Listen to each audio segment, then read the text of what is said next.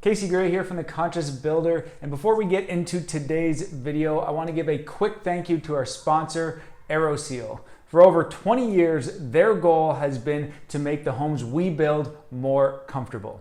Whether you are aspiring for net zero or passive house certification or retrofitting a home, Aeroseal can meet your air sealing requirements. We have used them and continue to use them for both new homes and renovations.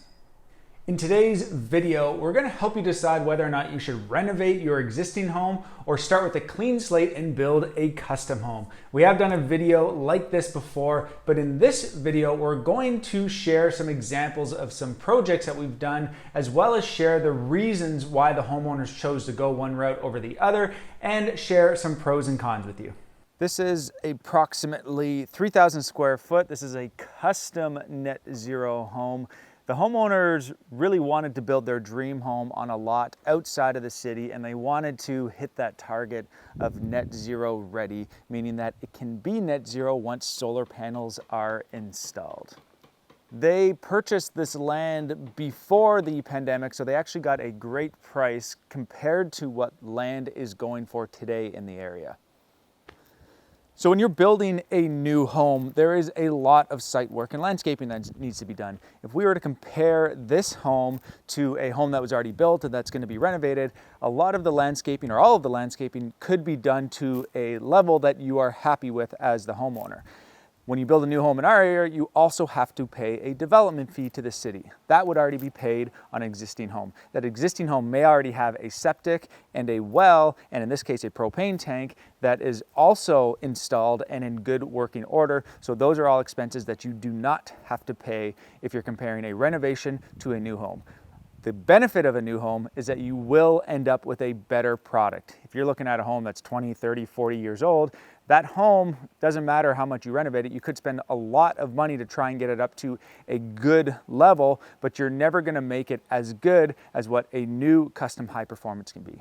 On this specific site, being outside of the city, we had to put in a propane tank, we had to put in a septic system, we had to put in a well, and there is still a lot of site work and landscaping that will need to be completed before everything is 100% complete on the exterior of the home. Mike, who is one of our leads, is going to explain this renovation. The two homeowners wanted additional square footage. They had different budgets. Both removed their gas furnace and went with a heat pump. Slab-on grade foundations. Homeowner 1 went with a 2-story addition. Upstairs space is a full bathroom. Homeowner 2 went with a single story. With a renovation or a retrofit, you're not starting with a blank canvas, so that can often be easier because you have to work within limitations. This means that if you have an existing footprint, you might be working within that unless you're deciding to add more square footage to the home, in which case the con could be the fact that you're losing backyard space or front yard space or side yard space wherever you're adding to your home. The other benefit of doing a renovation, though, is that you could do it in stages. You don't have to do it all at once like you would have to with a custom home. And you could potentially live in the home while the work is being done, but I don't necessarily recommend that if there's a lot of interior work being done, because it's not going to be enjoyable for you, and it's not going to be enjoyable for all the workers who have to come and go through your home while you're there trying to live and get on with your daily lives. The last benefit is that if you live in a mature neighborhood and you have all of your landscaping done, this is already done. So if the scope of work doesn't affect that landscaping, then that's one less thing that you have to do that would have to be done on a new home. Older houses can also be very interesting and have characteristics worth preserving, like this 1800 stone farm home that we retrofitted.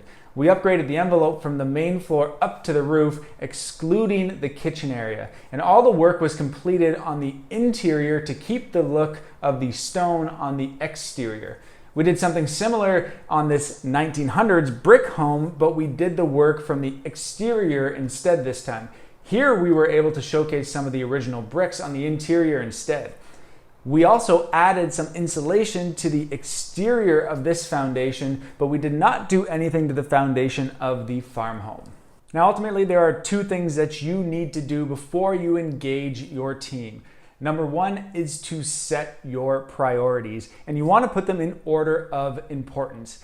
And number two is budget. How much do you want to spend on the project? Without these parameters, your team will just be blindfolded and trying to hit the bullseye on a dartboard, and they have no idea which direction they're looking. Now, if you want to learn more about previous retrofits that we have done, you can check out this video here. And if you're looking for a way to support the channel, one of the best ways you can do is to like and comment on this video. You can also subscribe if you haven't already, so you get all the notifications when we release new videos. And lastly, be sure to check out the link in the video description below to learn more about Aeroseal. Until next time, I'm Casey Gray, and remember to build consciously.